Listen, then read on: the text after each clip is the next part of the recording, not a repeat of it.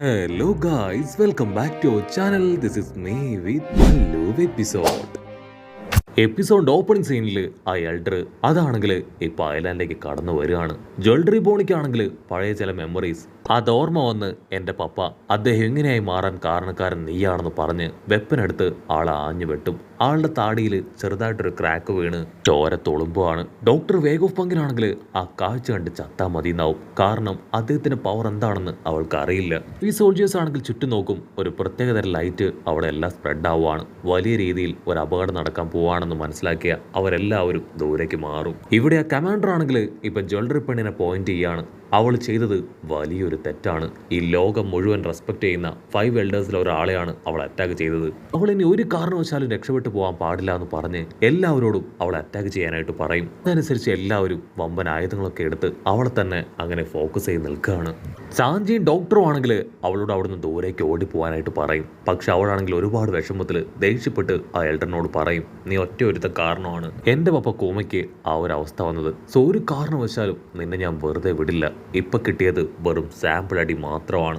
അതിനാൾ കാഷ്വലായിട്ട് പറയും, ഞാനൊന്ന് മനസ്സ് വെക്കുകയായിരുന്നെങ്കിൽ നീ എന്നെ അറ്റാക്ക് ചെയ്യുന്നതിന് എത്രയോ മിനിറ്റുകൾക്ക് മുൻപ് തന്നെ എനിക്ക് രക്ഷപ്പെട്ടു പോകാമായിരുന്നു. പക്ഷെ ഞാനത് ചെയ്യാതിരുന്നത് എന്റെ പ്ലാൻ അത് മറ്റൊന്നാണെന്ന് പറഞ്ഞ് ആളുടെ ഹോക്കി പവർ ഉപയോഗിക്കും. അടുത്ത നിമിഷം വലിയൊരു പഞ്ച് അവളുടെ ബോഡിയിൽ വീണ് അവൾ തെറിച്ചു പോവും.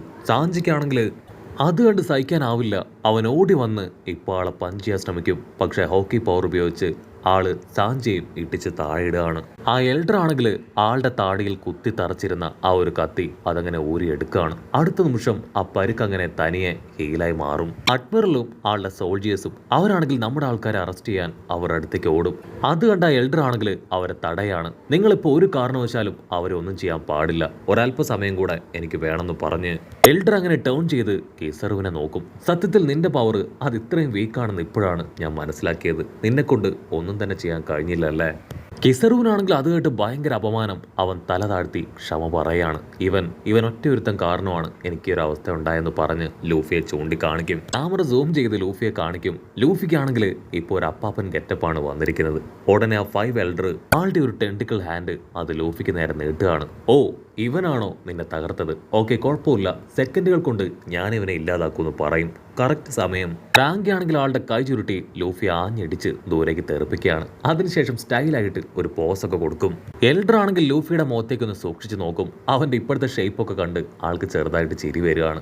അതിനുശേഷം എൽഡർ പറയും, ജ്വല്ലറി പെണ്ണും ലൂഫിയാൻ ടീമും ഇവരെല്ലാവരും ഇവിടേക്ക് എത്തിയത് അൺഎക്സ്പെക്റ്റഡ് ആയിട്ടാണ്. എങ്ങനെയൊന്നും സംഭവിക്കുമെന്ന് ഞാൻ കരുതിയതല്ല. പക്ഷെ കുഴപ്പമില്ല, ഇതെല്ലാം നേവിക്ക് ഒരു നേട്ടം തന്നെയാണ്. ഡോക്ടർ വേഗ് ഓഫ് പങ്ക്, നിങ്ങൾ ഒരുപാട് വർഷമായി നേവിക്ക് ഒരുപാട് കോൺട്രിബ്യൂഷൻസ് തരുന്നു. പക്ഷെ ഞങ്ങൾ അറിയാതെ ഞങ്ങളെ തന്നെ ചീറ്റ് ചെയ്യാൻ ശ്രമിക്കുകയായിരുന്നുവെന്ന് വളരെ റീസെന്റ് ആയിട്ടാണ് ഞാൻ അറിഞ്ഞത്. നിനക്കുള്ള ഗിഫ്റ്റും ഞാൻ കൊണ്ടുവന്നിട്ടുണ്ട്. ഇനി നിന്റെ കോൺട്രിബ്യൂഷൻ ഞങ്ങൾക്ക് ആവശ്യമില്ല.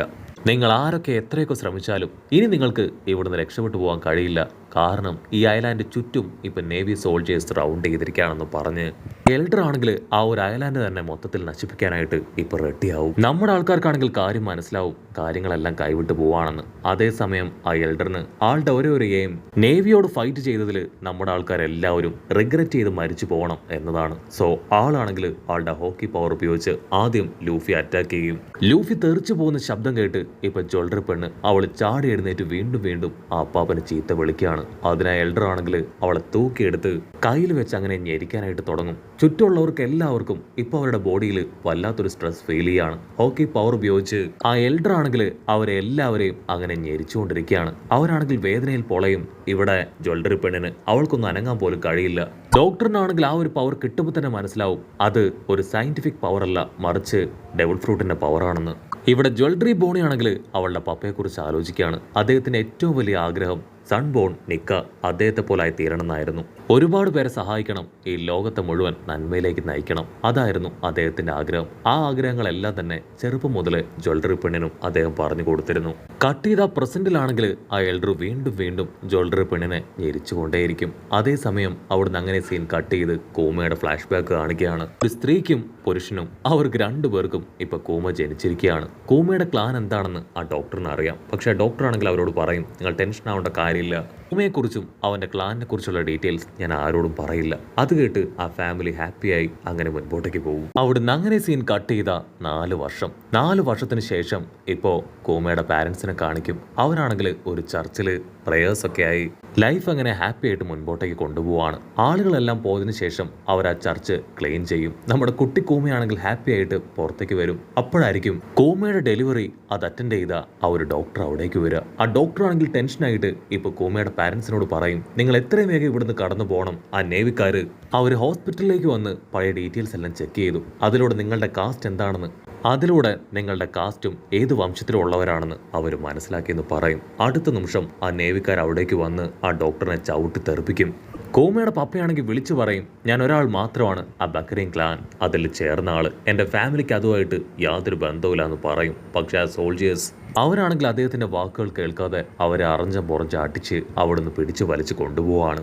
ആ സോൾജിയേഴ്സ് ആണെങ്കിൽ അവരെ അറസ്റ്റ് ചെയ്ത് ജയിലിൽ അടക്കുകയാണ്. കൂമയ്ക്കാണെങ്കിൽ അപ്പോഴും അതിൻ്റെ സീരിയസ്നെസ് മനസ്സിലാവില്ല. വർഷങ്ങൾക്ക് ശേഷം കൂമയുടെ പാരൻസിനെ രണ്ടുപേരെയും 2 ഭാഗത്തേക്ക് പിരിച്ചു കൊണ്ടുപോവാണ്. അവരവസാനമായിട്ട് കൂമയോട് പറയും, നീ വളരെ സ്ട്രോങ് ആയിട്ടുള്ള ഒരാളായി മാറണം, ഞങ്ങൾക്ക് ഇനിയൊരു തിരിച്ചുവരവ് ഉണ്ടാവോ ഇല്ലയോ എന്ന് അറിയില്ല എന്ന് പറഞ്ഞ് അവർ കടന്നു പോകും. കൂമയാണെങ്കിൽ ആ നോബിൾസ് അവരുടെ അടിമകളായിട്ട് ഉപയോഗിക്കുകയാണ്. കൂമ ഒരു ചെറിയ പയ്യനാണെന്ന് പോലും നോക്കാതെ ഒരല്പം ഭക്ഷണം മാത്രം കൊടുത്ത് ഒരുപാട് ജോലികൾ ചെയ്യിപ്പിക്കും. അവനൊരല്പം ജോലി ചെയ്യാൻ ലേറ്റായ അവനെ അറഞ്ചം പുറഞ്ചം ആഞ്ഞടിക്കും. ദിവസങ്ങൾ അങ്ങനെ ഒരുപാട് കടന്നു പോകും. അതിനിടയിൽ അവൻ്റെ പപ്പയെ വീണ്ടും കണ്ടുമുട്ടുകയാണ്. പപ്പയുടെ ബോഡിയിലെ ഒരുപാട് പരിക്കുകളൊക്കെ കണ്ട് അവന് വിഷമം തോന്നും. അവനാണെങ്കിൽ പപ്പയോട് കുശലം ചോദിക്കും. പപ്പയാണെങ്കിൽ എനിക്ക് കുഴപ്പമില്ല, നീ ഹാപ്പി അല്ലേ ചോദിക്കും. കൂമയ്ക്കാണെങ്കിൽ ഒരുപാട് വിഷമം ഉണ്ടെങ്കിലും അവൻ്റെ വിഷമങ്ങളെല്ലാം മനസ്സിലൊതുക്കി എനിക്ക് കുഴപ്പമില്ല, അമ്മ എവിടെയും ചോദിക്കും. അതിന് പപ്പയാണെങ്കിൽ തല താഴ്ത്തി അല്പനേരം സൈലന്റ് ആയിരുന്നതിന് ശേഷം അവനോട് പറയും, നിന്റെ അമ്മ അവർ മരിച്ചു, പക്ഷെ ഒരു കാരണവശാലും അതോർത്ത് നീ വിഷമിക്കരുത്,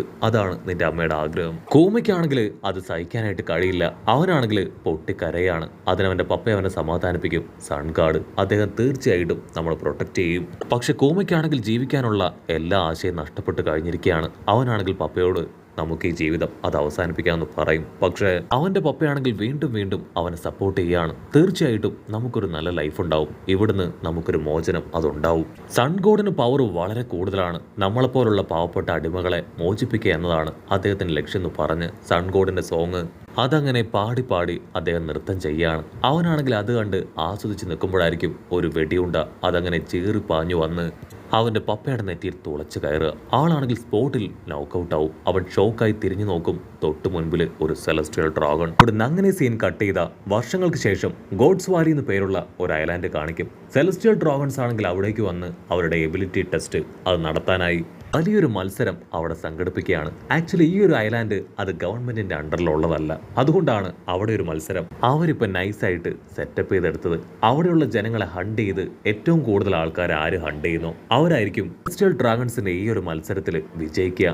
ഐലാൻഡിലെ കിങ് ആണെങ്കിൽ അത് കേട്ട് ഞെട്ടും. നിങ്ങൾക്ക് എത്ര ധൈര്യം ഉണ്ടെങ്കിൽ എൻ്റെ ഐലാൻഡ് നശിപ്പിക്കാൻ ഇത്തരത്തിൽ ഒരു ഗെയിം ക്രിയേറ്റ് ചെയ്യും? ഇത് ഗവൺമെന്റിന്റെ അണ്ടറിലുള്ള ഒരു ഐലാൻഡ് അല്ല. എനിക്ക് നന്നായിട്ട് അറിയാം, ഞങ്ങളുടെ ജനങ്ങളെ കൊന്ന് ഗവൺമെന്റിന് ഈ ഒരു ഐലാൻഡ് ടേക്ക് ഓവർ ചെയ്യണം. അതിനുവേണ്ടിയാണ് നിങ്ങൾ ഇങ്ങനെ ഒരു പ്ലാൻ ക്രിയേറ്റ് ചെയ്തത്. അടുത്ത നിമിഷം സെയിൻ ഗാർലിംഗ് എന്ന് പേരുള്ള ഒരു സെലസ്ട്രിയൽ ഡ്രാഗൺ അവൻ ചാടി വന്ന് ആ കിങ്ങിന്റെ കഴുത്തങ്ങനെ വെട്ടിയെറിയാണ്.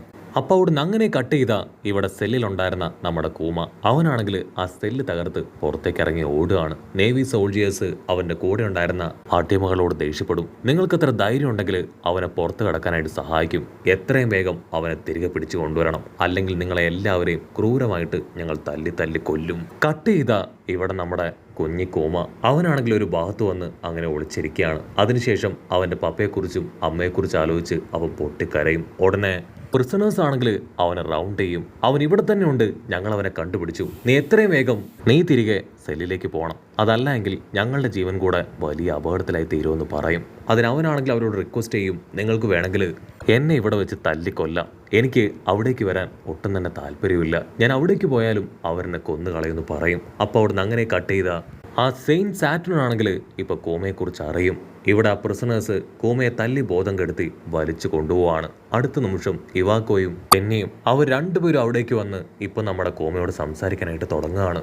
അവർ രണ്ടുപേരും ഇപ്പൊ കോമയടക്കം അവിടെ ഉണ്ടായിരുന്ന ആ അടിമകളെ എല്ലാവരെയും അവരുടെ അടുത്തേക്ക് വിളിക്കുകയാണ്. നിങ്ങളെ ഞങ്ങൾ സേവ് ചെയ്യാം. കോമയ്ക്കാണെങ്കിൽ അത് കേട്ട് ഭയങ്കരമായിട്ടൊരു പ്രതീക്ഷ അങ്ങനെ അവൻ്റെ മനസ്സിൽ ഉയർന്നു വരികയാണ്. അങ്ങനെ അവിടെ വെച്ച് ഈ ഒരു എപ്പിസോഡും അവസാനിക്കുന്നു.